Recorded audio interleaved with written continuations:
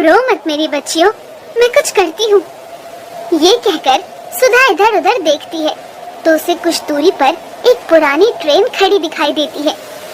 उधर देखो, चलो बेटा उस पुरानी ट्रेन में जाते हैं, आज से वही हमारा घर होगा। सावित्री के बेटे अतुल की शादी कई साल पहले सुधा से हुई थी। सुधा ने 2 बेटियों आशा और निशा को जन्म दिया था। सुधा अपनी बेटियों को देखकर बहुत खुश रहती थी, मगर उसकी सास और पति उसकी दोनों बेटियों को देख हमेशा कुढ़ते रहते थे। फूटे भाग हमारे, करमजली ने 2 लड़कियां पैदा की है। इससे लड़का पैदा करने की तो उम्मीद ही मत रखो माँ। लड़कियां पैदा होती है तो इसमें मेरा क्या कसूर है? भगवान ने ही लड़कियां दी है तो इसमें मैं क्या करूं? चुप कर, ज़बान मत लड़ा, एक लड़का पैदा नहीं कर सकती क्या? कुछ दिन बाद सुधा फिर से गर्भवती होती है। सर्दी का मौसम चल रहा था और कड़ाके की ठंड पड़ रही थी। ऐसी भयंकर ठंड में बेचारी आशा और निशा फटे पुराने फ्रॉक पहने घूमती थी। दोनों बहनें सर्दी में कांपती रहती थी। इसलिए एक दिन वो सुधा से कहती है, माँ माँ मुझे गर्म स्वेटर चाहिए, मुझसे सर्दी सहन नहीं होती। मुझे भी बहुत ठंड लगती है माँ, मेरे लिए भी एक स्वेटर मंगा दो ना। तुम चिंता ना करो बेटा, मैं आज ही तुम्हारी दादी से कहकर तुम दोनों के लिए स्वेटर मंगवा देती हूँ। सुधा डरते डरते अपनी सास से आशा और निशा के लिए गरम स्वेटर लाने की बात कहती है, मगर ये सुनते ही सावित्री अचानक से भड़क उठती है। लड़कियां ही तो हैं, लड़के थोड़े ना है जो उन्हें सर्दी से बचाने के लिए गरम स्वेटर पहनाऊं। मैं तो कहूँ सर्दी से मर जाए तो ही अच्छा है, सिर से बला टले। माँ जी, आप ये कैसी बातें कर रही हैं? मैं माँ हूँ उनकी। माँ है तो फिर खुद ही स्वेटर खरीद कर पहना दे इन्हें, मैं तो इन पर एक ढेला खर्च न करूँ। हाँ। सावित्री की ऐसी जली कटी बातें सुनकर सुधा और उसकी बेटियां खामोश होकर रह जाती हैं। बड़ी बेटी आशा कहती है, माँ इस बार लड़की को जन्म मत देना, लड़के को जन्म देना माँ। दीदी ठीक कहती है माँ, भैया आएंगे तो हो सकता है दादी हमें भी प्यार करने लगे। ये कहकर सुधा की दोनों बेटियां रोने लगती हैं और उनकी बातें सुनकर सुधा का भी कलेजा फटाता है। वो अपनी दोनों बेटियों को सीने से लगाते हुए कहती है, भगवान करे ऐसा ही हो मेरी बच्चियों, तुम्हें एक भाई मिल जाए।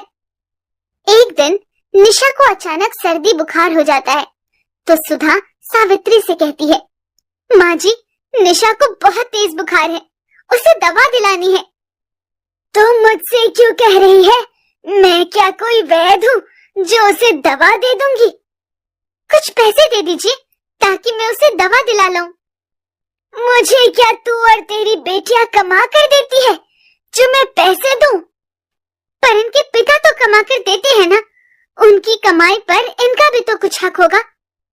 ये सुनकर सावित्री आग बबूला हो जाती है और सुधा पर गुस्सा दिखाते हुए कहती है, वाह रे तेरी हिम्मत, अब तो तू हक की बातें भी करने लगी।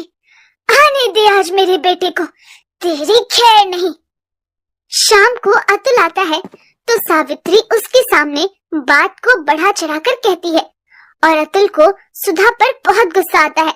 वो डंडा उठाकर सुधा को पीटने लगता है। तेरी इतनी हिम्मत कि तू मेरी माँ के सामने हक की बात करेगी? आज तो मैं तेरी हड्डी पसलियां तोड़ दूंगा। मत मारिए, मुझ गर्भवती पर दया कीजिए प्लीज। उस रात अतुल सुधा की बेरहमी से पिटाई करता है तो वो सहन नहीं कर पाती। रात को अतुल और सावित्री के सो जाने पर सुधा अपनी दोनों बेटियों की उंगलियां पकड़कर घर से निकल जाती है। माँ हम कहाँ जा रहे हैं? जहाँ भगवान ले जाएगा वहीं चले जाएंगे, पर अब यहाँ नहीं रहेंगे। माँ मुझसे चला नहीं जा रहा। बस थोड़ी हिम्मत रख बेटी, फिर सब ठीक हो जाएगा। सुधा अपनी दोनों बेटियों को लेकर रेलवे स्टेशन पर आ जाती है। उस समय रात थी और कड़ाके की सर्दी पड़ रही थी। आशा और निशा से ठंड बर्दाश्त नहीं हो रही थी। माँ, माँ, ठंड से जान निकली जा रही है। माँ, मेरे तो हाथ पैर सुन्न पड़ रहे हैं। तुम रो मत मेरी बच्चियों, मैं कुछ करती हूँ। ये कहकर सुधा इधर उधर देखती है तो उसे एक पुरानी ट्रेन खड़ी दिखाई देती है और वो अपने परिवार को लेकर उसमें घुस जाती है। उस दिन से वो ट्रेन ही उनका घर बन जाता है और माँ बेटियां ट्रेनों में भीख मांगकर गुजारा करने लगती है। बाबूजी, 5-10 रुपए दे दो। दे दो बाबू, हमको भी खाना मिल जाएगा। पता नहीं लोग बच्चे पैदा ही क्यों करते हैं। बेचारे बच्चों को भीख मांगकर पेट भरना पड़ता है। लो पैसे। कुछ दिन बाद सुधा को अचानक ही दर्द शुरू हो जाता है और वो ट्रेन के डब्बे में ही एक लड़के को जन्म देती है। माँ, भगवान ने हमें भैया दिया है। मेरा भाई बहुत प्यारा है। ये सुनकर सुधा रोने लगती है। पर तुम्हारे भाई ने आने में बहुत देर कर दी। काश कुछ पहले आ जाता तो ये दिन न देखने पड़ते। भीख मांगकर सुधा के परिवार को पेट भर खाना मिल जाता और वो ट्रेन के खाली डिब्बे में चैन से रहते। कुछ दिन बाद सर्दी बढ़ जाती है और एक दिन सुधा प्लेटफॉर्म पर भीख मांगने जाती है तो अचानक ही उसके बेटे की तबीयत बिगड़ जाती है। मुन्ना, मुन्ना, तुझे क्या हुआ बेटा?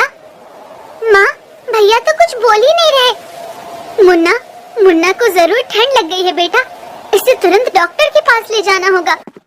सुधा अपनी दोनों बेटियों को साथ लेकर अस्पताल पहुंचती है तो डॉक्टर उसके बेटे की हालत देखकर कहता है, देखिए, बच्चों को निमोनिया हो गया है, इसलिए कुछ दिन अस्पताल में रखना पड़ेगा। उसके लिए बहुत खर्च आएगा। क्या पैसे हैं तुम्हारे पास? पैसे तो नहीं है, पर ये कहते कहते सुधा अपने कानों में पहनी सोने की बालियां निकालने लगती है। ये सोने की बालियां ले लीजिए, पर मेरे बच्चे की जान बचा दीजिए। रहने दे, बालियां मत निकाल। मैं इतना भी बेरहम नहीं कि एक मासूम बच्चे का इलाज करने के बदले उसकी माँ के गहने उतरवा लूं। बच्चा कई दिन अस्पताल में ही रहता है। सुधा बच्चे के साथ अस्पताल में रहती है और इसकी बेटियां ट्रेन में भीख मांगने चली जाती है। बाबू, 5-10 रुपए दे दो बाबू। अरे निशा बेटा, तुम भीख मांग रही हो? उस ट्रेन में अतुल सफर कर रहा था। निशा गलती से उससे भीख मांगती है तो वो निशा को भीख मांगते देख हैरान ही रह जाता है, पर निशा उसे देखते ही ट्रेन से नीचे उतरकर भाग लेती है। अतुल भी उसके पीछे पीछे भागता है और कुछ दूर जाकर उसे पकड़ लेता है। निशा, मैं तेरा पापा हूँ बेटा, मुझे पहचाना नहीं क्या? नहीं, आप मेरे पापा नहीं हैं। अतुल को जबरदस्ती निशा का पिता बनते देख वहाँ भीड़ जमा हो जाती है और लोग अतुल को बच्चा चोर समझ लेते हैं। आदमी तो ठीक ठाक दिखते हो, पर हो बच्चा चोर। बच्चों को उठाना चाहता है कमबख्त, शर्म नहीं आती? मैं तो कहता हूँ इसे पकड़कर पुलिस के हवाले कर दो। भाइयों, मेरा यकीन करो, मैं इसका पिता हूँ, मैं बच्चा चुराने वाला नहीं हूँ। हम कैसे मान लें कि तुम इसके पिता ही हो, हैं? वो आदमी ये कह ही रहा होता है कि तभी आशा भी वहाँ आ जाती है। ये हमारे पापा हैं, इन्हें छोड़ दो। आशा बेटी, शुक्र है भगवान का तुम समय पर आ गई। अब तो तुम सब मान गए हो ना कि मैं इनका पिता हूँ। अब चलो यहाँ से। अतुल के ये कहते ही लोग वहाँ से चले जाते हैं और वो आशा और निशा को गले लगाते हुए कहता है, बेटा, मुझे माफ कर दो, मैंने तुम सबका ख्याल नहीं रखा। बताओ, तुम्हारी माँ कहाँ है? अतुल के ये पूछने पर आशा और निशा उसे सारी बात बताती है तो वो उनको लेकर तुरंत अस्पताल पहुँचता है, मगर सुधा उसे देखते ही मुंह फेर लेती है। सुधा, मुझे माफ कर दो, मुझसे बहुत बड़ी भूल हुई, पर आज मैं समझ गया हूँ कि बेटा बेटी में कोई भेदभाव नहीं होता, बेटा बेटी समान होते हैं। अतुल में सच्चा बदलाव देखकर सुधा उसे माफ कर देती है और अपने परिवार के साथ अपने घर लौट आती है। उस दिन के बाद सावित्री और अतुल दोनों उनका पूरा ख्याल रखने लगते हैं।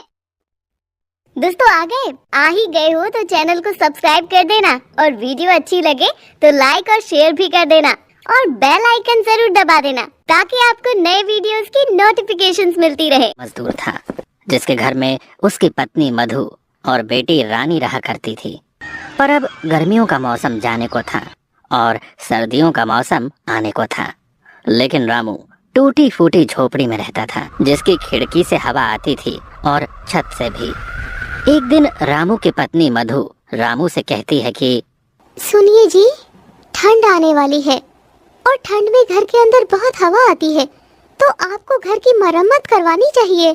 और रामू उसे कहता है कि मैं कल जाकर अपने मालिक से कुछ पैसे उधार ले आऊंगा ताकि हम अपने घर की मरम्मत करवा सके। यूं ही एक दिन बीत जाता है और अगली सुबह रामू अपनी मजदूरी के काम पर जाता है और वो जिसके पास काम कर रहा था उस मालिक से कहता है कि साहब जी, अगले महीने से ठंड आ रही है और मेरे घर की छत टूटी हुई है, जिससे कि घर में हवा आती है, और अगर मैंने जल्दी उसे ठीक नहीं करवाया ना तो ठंड में बहुत दिक्कत हो जाएगी। रामू की बात सुन मालिक कहता है, अरे तो उसमें मैं क्या करूं? रामू कहता है, मालिक आप थोड़े पैसे उधार दे देते तो मैं अपने घर की मरम्मत करवा लेता। मालिक कहता है कि अरे अभी तो तूने उतना काम भी नहीं किया है जो मैं तुझे उधार दे सकूं, अभी मेरे पास पैसे नहीं है। रामू कहता है, मालिक ऐसा मत करो, आप मुझे कुछ पैसे उधार दे दो, मेरी एक छोटी बच्ची है, मैं और मेरी पत्नी तो ठंड सह लेंगे पर मेरी बेटी नहीं सह पाएगी। रामू की लाख मिन्नतें करने पर भी उसे पैसे नहीं देता है और बेचारा रामू उदास शाम को घर लौट आता है। रामू के घर आते ही उसकी पत्नी मधु उससे पूछती है कि क्या आप मालिक से पैसे लाए? तो रामू उसे बताता है कि मालिक ने पैसे देने से मना कर दिया है। जिसके बाद मधु भी अब परेशान हो जाती है। दोनों ही इस बात को लेकर काफी परेशान हो गए थे कि अब सर्दियों में उनका गुजारा कैसे होगा। अब रामू मधु से कहता है कि अभी ठंड आने में पूरा 1 महीना बाकी है, तो मैं अगले महीने की 1 तारीख को अपने मालिक से पैसे के लिए बोलूंगा और तब शायद मालिक मना न करे। और ये सुन मधु कहती है कि हाँ, ये सही रहेगा। यूं ही रामू को मजदूरी करते हुए 1 महीना और बीत जाता है और जब रामू अपने मालिक से कहता है, मालिक अब तो पूरा 1 महीना हो गया है और थोड़ी थोड़ी ठंड भी होने लगी है, अरे अब तो आप मुझे मेरी मजदूरी के पैसे दे दो ताकि मैं उन पैसों से अपने घर की मरम्मत करवा लूं। रामू के इस बार पैसा मांगने पर भी मालिक फिर से कोई नया बहाना कर देता है और कहता है कि अभी मेरे पास सिर्फ ये 500 रुपए हैं, इससे ज्यादा नहीं है। 500 रुपए देखकर रामू कहता है कि मालिक मैंने तो इस महीने एक भी छुट्टी नहीं की, उस हिसाब से तो मेरे ज्यादा पैसे बनते हैं। लेकिन मालिक उसे अपनी बातों में फंसा देता है और रामू के ज्यादा बहस करने पर उसे काम से धक्के मारकर निकाल देता है। रामू कम पैसे मिलने और काम से निकाले जाने के बाद बहुत परेशान हो जाता है। उसे समझ नहीं आता कि आगे वो क्या करे। यूं ही सोचते सोचते वो अपने घर पहुंच जाता है, जिसे यूं निराश देख मधु कहती है, क्या हुआ, आप पैसे नहीं लाए क्या?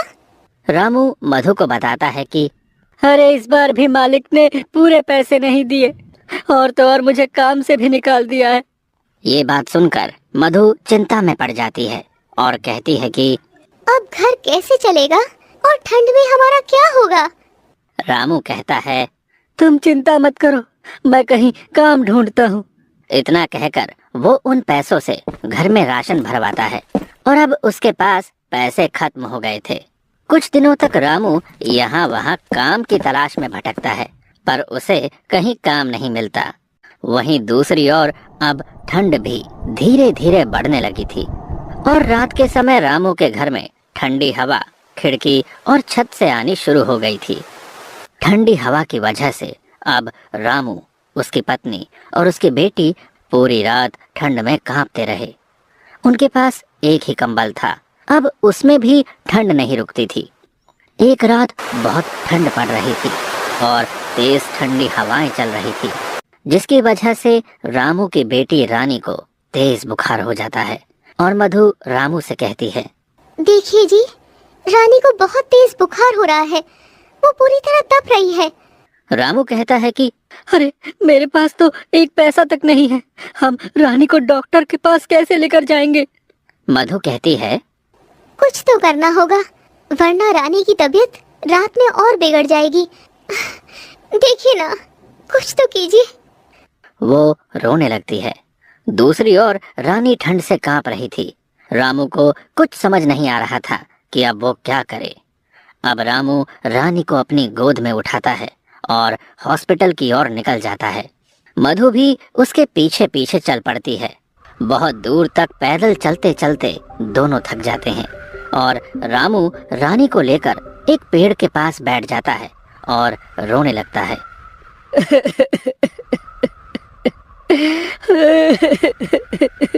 मुझे रोना आ रहा है अपनी लाचारी पर कि हमारे पास पैसे नहीं है कि हम अपनी बेटी को हॉस्पिटल तक ले जा सके।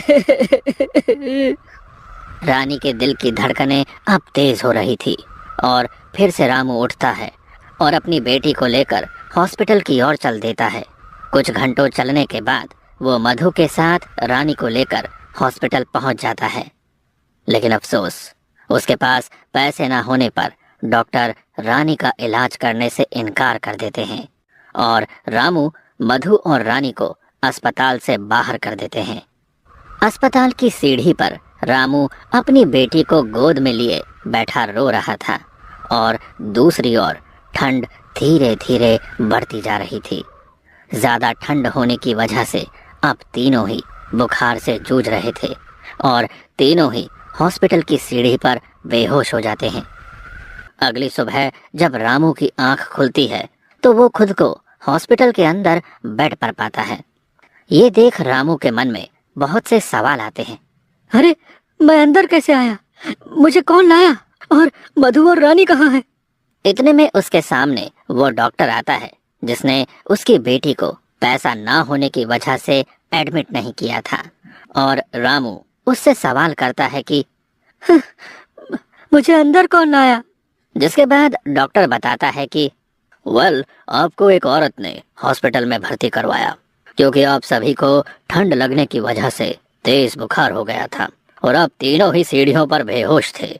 रामू उस औरत के बारे में पूछता है कि वो कौन है, तो डॉक्टर सामने की ओर इशारा करके उस औरत के बारे में बताता है।